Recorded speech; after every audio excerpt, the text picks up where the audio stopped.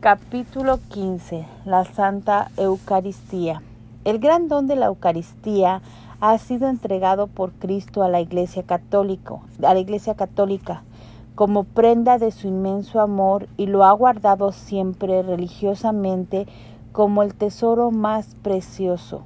Por ello, para todo católico, la celebración eucarística tiene una importancia central en su fe. El Catecismo lo explica en estos términos: nuestro Salvador, en la última cena, la noche en que fue entregado, instituyó el sacrificio eucarístico de su cuerpo y de su sangre para perpetuar por los siglos hasta su vuelta el sacrificio de la cruz y confiar así a su esposa amada, la Iglesia, el memorial de su muerte y resurrección. Sacramento de piedad, signo de unidad, vínculo de amor, banquete pascual, en el que se recibe a Cristo. El alma se llena de gracia y se nos da una prenda de la gloria futura. Con este memorial, Jesús pensó creativa y amorosamente en una modalidad que le permitiría prolongar a beneficio de las generaciones futuras los bienes de su presencia, los bienes que su presencia había brindado a quienes le conocieron y escucharon. La celebración eucarística consistía en rememorar místicamente la experiencia del Calvario. Este es mi cuerpo, entregado en favor de ustedes. Hagan esto en memoria mía. De la misma manera tomó la copa después de cenar y les dijo: esta copa es la nueva alianza sellada con mi sangre, derramada en favor de ustedes. Aquí está su inconmensurable donación, bajo las sencillas especies de pan y vino consagrados.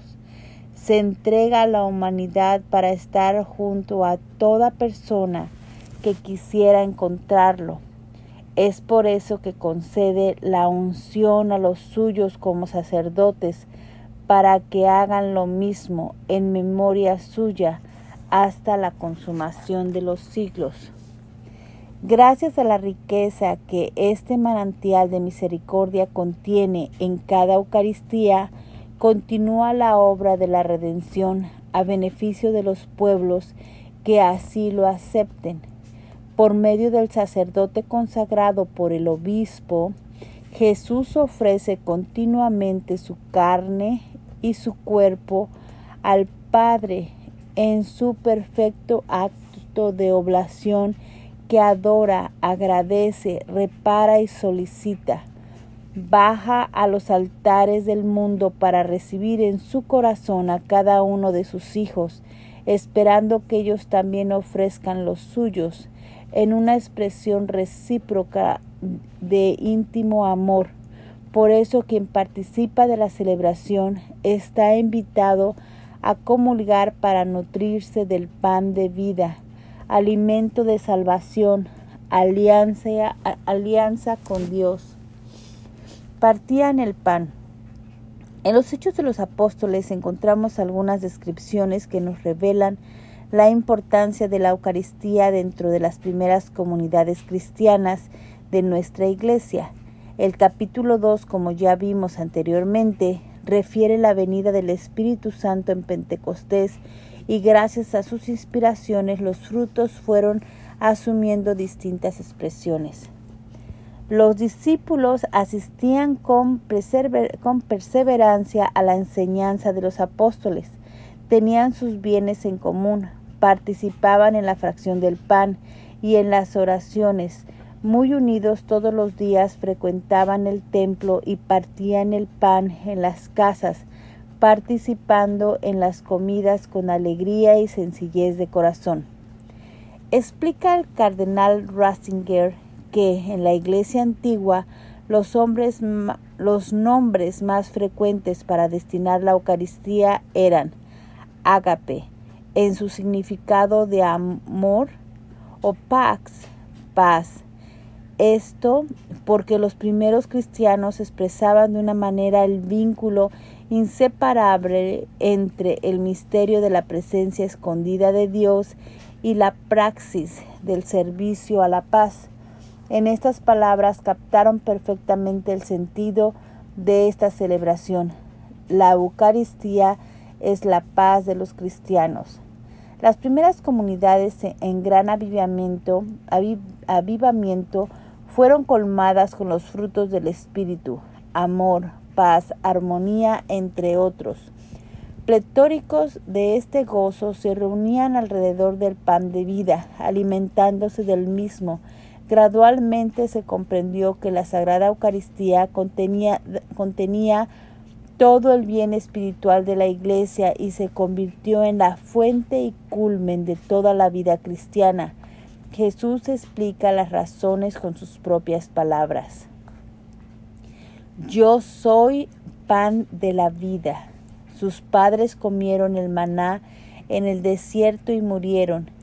Este es el pan que baja del cielo, para quien lo coma no muera. Yo soy el pan vivo bajado del cielo. El que coma de este pan vivirá para siempre. Y el pan que yo daré es mi carne para la vida del mundo. Seguramente al principio no se vislumbraba la inmensidad de este misterio. Jesús estaba ofreciendo a sus hijos la manera más majestuosa de glorificar a Dios. Quienes así lo van entendiendo deciden participar de la Eucaristía cotidianamente, pues han comprendido que en lo más íntimo la Santa Eucaristía es Jesús mismo, cuerpo, sangre, alma y divinidad. Por todo ello, no creo que exista error alguno si decimos que la Santa Eucaristía es el corazón de la Iglesia. No olvidemos entonces que el sacramento del amor lleva indefectiblemente al reino del amor y por ello está a nuestro alcance. Los signos del pan y del vino. En el corazón de la celebración de la Eucaristía se encuentra el pan y el vino que por las palabras de Cristo y por la invocación del Espíritu Santo se convierten en el cuerpo y sangre de Cristo. Fiel a la orden del Señor, la Iglesia continúa haciendo en memoria de Él hasta su retorno glorioso, lo que Él hizo la víspera de su pasión. Tomó el pan, tomó el cáliz lleno de vino. Al convertirse misteriosamente el cuerpo y la sangre de Cristo, los signos del pan y del vino siguen significando también la bondad de la creación. Sobre la bondad de estas especies leemos en el libro de la sabiduría. A tu pueblo, por el contrario, le alimentaste con manjar de ángeles. Le suministraste sin cesar desde el cielo un pan ya preparado que podía brindar todas las delicias y satisfacer todos los gustos. El sustento que les dabas revelaba tu dulzura con tus hijos, pues adaptándose al deseo del que lo tomaba, se transformaba en lo que cada uno quería. En cuanto al vino, recordamos que Melquisedec bendice a Abraham y ofrece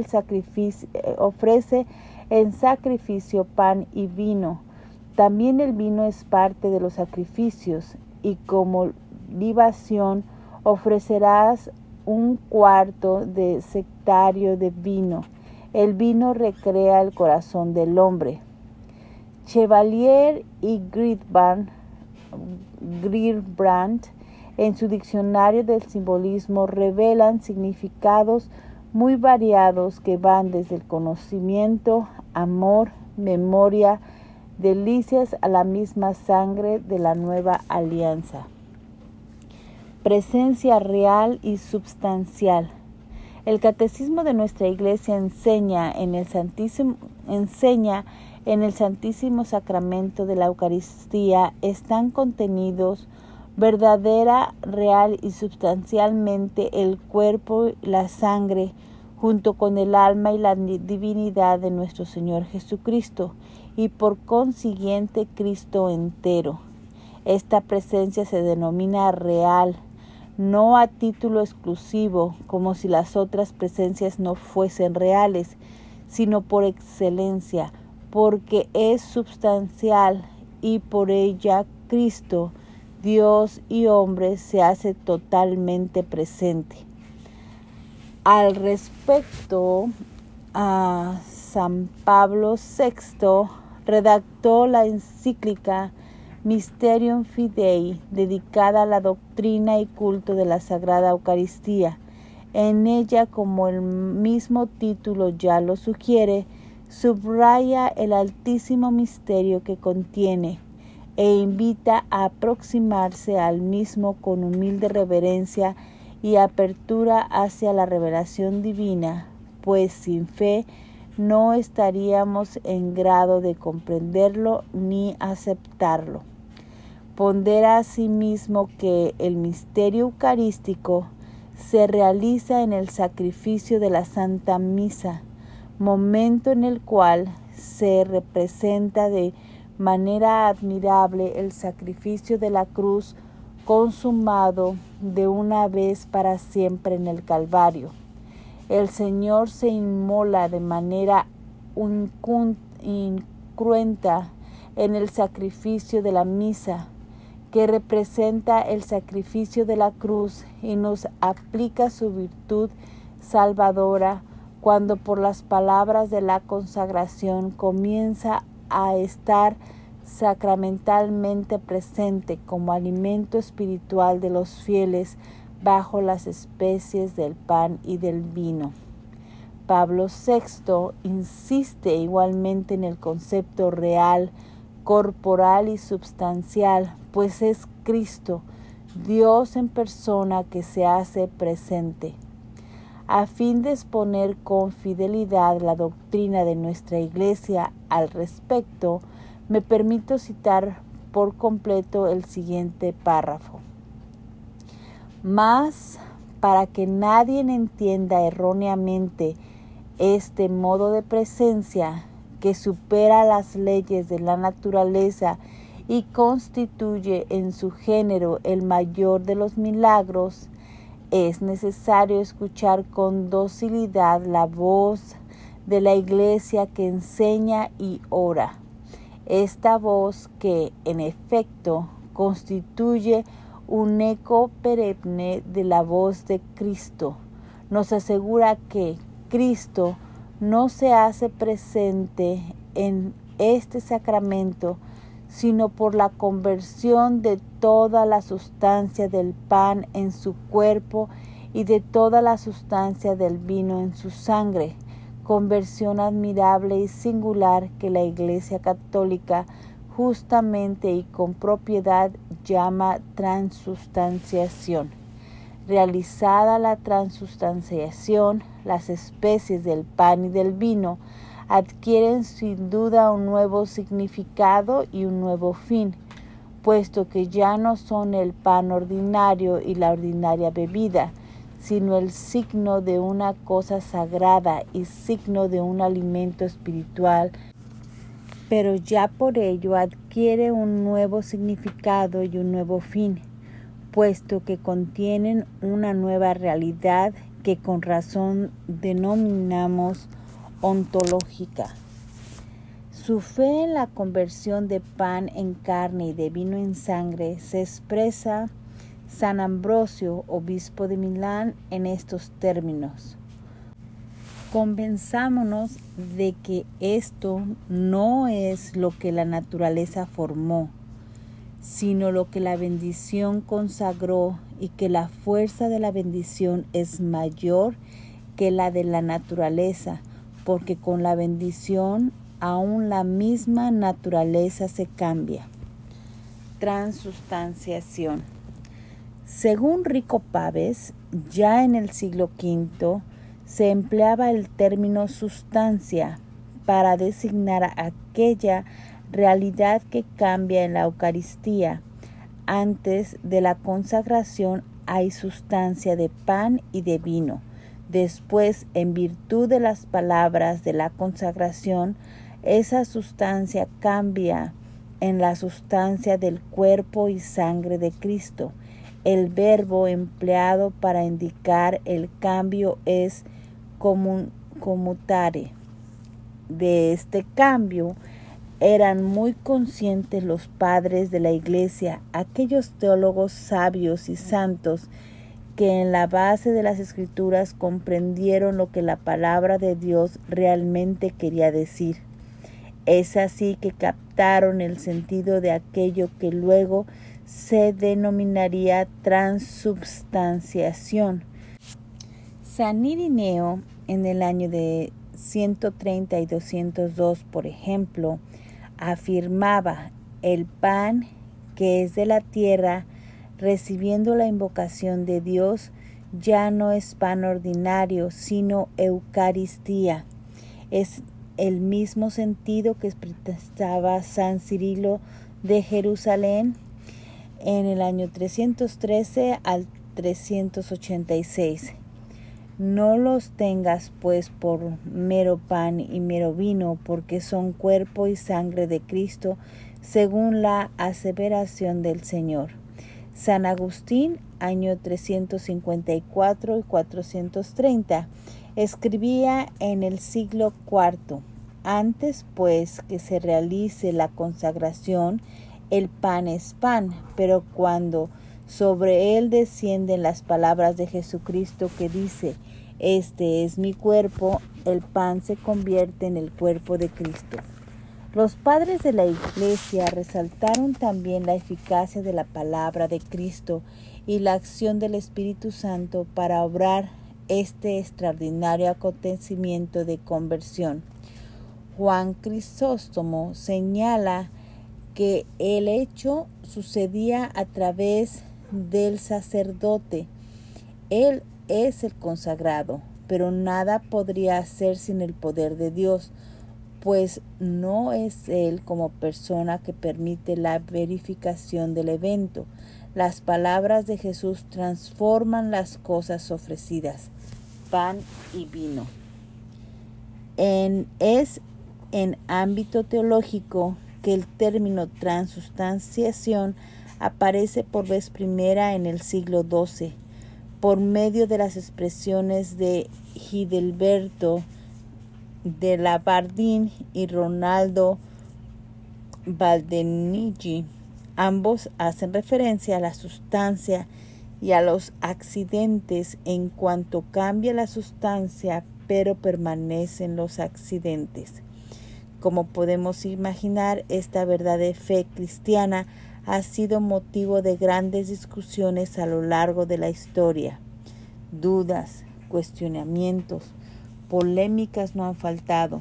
Precisamente, dos de los grandes milagros eucarísticos, uno ocurrido en el siglo XVIII, Lanciano, y el otro transcurrido en el siglo XIII, Bolsena Oviedo, fueron experimentados por dos sacerdotes que mantenían dudas sobre la presencia real de Cristo en la Eucaristía. De la misma manera surgieron otras especulaciones teóricas sobre la Eucaristía que requerían respuestas específicas. Fue durante la realización del Concilio de Trento en el año de 1545-1563 que se pudo tratar distintos temas, particularmente en la sección 13 de octubre de 1551. De los 8 capítulos dedicados al tema, me permito rescatar los aspectos que otorgan relieve a este capítulo. Capítulo 1. En primer lugar, enseña el Santo Concilio y aclara y sencillamente confiesa que después de la consagración del pan y del vino se contiene en el saludable sacramento de la Santa Eucaristía verdadera, real y sustancialmente nuestro Señor Jesucristo, verdadero Dios y hombre bajo las especies de aquellas cosas sensibles, pan y vino. En el capítulo 2, estando pues nuestro Salvador para partirse de este mundo a su Padre, instituyó este sacramento en el cual como que echó el resto de las riquezas de su divino amor para con los hombres, dejándonos un monumento de las maravillas y mandándonos que al recibirle recordásemos con veneración su memoria y anunciásemos su muerte hasta tanto que Él mismo vuelva a juzgar al mundo. Capítulo 3. Y siempre ha subsistido en la Iglesia de Dios esta fe, de que inmediatamente después de la consagración existe bajo las especies de pan y vino el verdadero cuerpo de nuestro Señor y la verdadera sangre juntamente con su alma y su divinidad. Capítulo 4 de transustanciación. Mas por lo tanto dijo Jesucristo nuestro Redentor, que era verdaderamente su cuerpo lo que ofrecía bajo las especies de pan. Ha creído por lo mismo perpetuamente la Iglesia de Dios, y lo mismo declara ahora de nuevo este mismo Santo Concilio, que por la consagración del pan y del vino se convierte toda la sustancia del pan en la sustancia del cuerpo de nuestro Señor Jesucristo, y toda la sustancia del vino en la sustancia de su sangre, cuya conversión ha llamado oportuna y apropiadamente transustanciación la Santa Iglesia Católica. La celebración de la Eucaristía, hagan esto en memoria mía. Todo católico conoce la importancia de la celebración eucarística. Sabe que es la referencia fundamental para el practicante que se aproxima al gran banquete, a la mesa eucarística, para nutrir su alma espiritual y fortalecer su vida cotidiana. La noche que Jesús instituyó este santo sacramento tuvo que ser una vigilia triste para él, pues sabía que había llegado su hora. Sin embargo, amantísimo de la humanidad, comprendía también que todo lo que tendría que padecer comportaba grandes beneficios para todos. Uno de ellos ya se hacía lucir alrededor de la mesa. Él mismo, en cuanto se ofrecía como alimento espiritual para que no tuviéramos más hambre. Él es el pan de vida y quiere darnos vida en abundancia. Es en la celebración eucarística que encontramos ese precioso alimento. ¿Cómo vivir sin ese hálito, sin ese sostén? Lamentablemente muchos, por su propia voluntad, padecen hambre porque no recurren a esta abundante fuente. La conversión del pan en carne y del vino en sangre se verifica durante la celebración de la Santa Eucaristía o Santa Misa, en el instante dedicado a la consagración. Nuestro catecismo lo explica así. La presencia eucarística de Cristo comienza en el momento de la consagración y dura todo el tiempo que subsistan las especies eucarísticas. Cristo está todo entero presente en cada una de las especies y todo entero en cada una de sus partes, de modo que la fracción del pan no divide a Cristo. El Catecismo de la Iglesia Católica señala que la Eucaristía es un sacrificio de acción de gracias al Padre, una bendición por la cual la Iglesia expresa su reconocimiento a Dios por todos los beneficios, por todo lo que ha realizado mediante la creación, la redención y la santificación. Eucaristía significa ante todo acción de gracias. En igual forma, la Eucaristía es el memorial de la Pascua de Cristo, la actualización y la ofrenda sacramental de su único sacrificio en la liturgia de la Iglesia, que es su cuerpo. Hace memoria de la Pascua de Cristo, y ésta se hace presente. El sacrificio que Cristo ofreció de una vez para siempre en la cruz permanece siempre actual. ¿Cuántas veces se renueva en el altar el sacrificio de la cruz en el que Cristo, nuestra Pascua, fue inmolado? Se realiza la obra de nuestra redención. El memorial recuerda los acontecimientos del pasado, pero también proclama las bondades que Dios tuvo en favor de la humanidad. Ingresando a los capítulos más significativos de esta obra, tal vez quieras pedir a tu Padre Celestial la gracia para poder comprender estas verdades portentosas. No hablamos de simbolismos, sino de realidades patentes y veraces, dichas y hechas por Dios mismo, y todo está a tu alcance. Cristo quiso quedarse vivo entre nosotros porque conoce nuestras debilidades y quiere fortalecernos. Sabe que tenemos hambre y sed y desea alimentarnos. ¿Cómo ignorar la invitación del Rey que nos invita a la mesa que ha preparado para nosotros, donde además el alimento que nos ofrece es el mismo? Tal vez este sea el momento para acogerlo e invitarlo a hacer morada en tu corazón.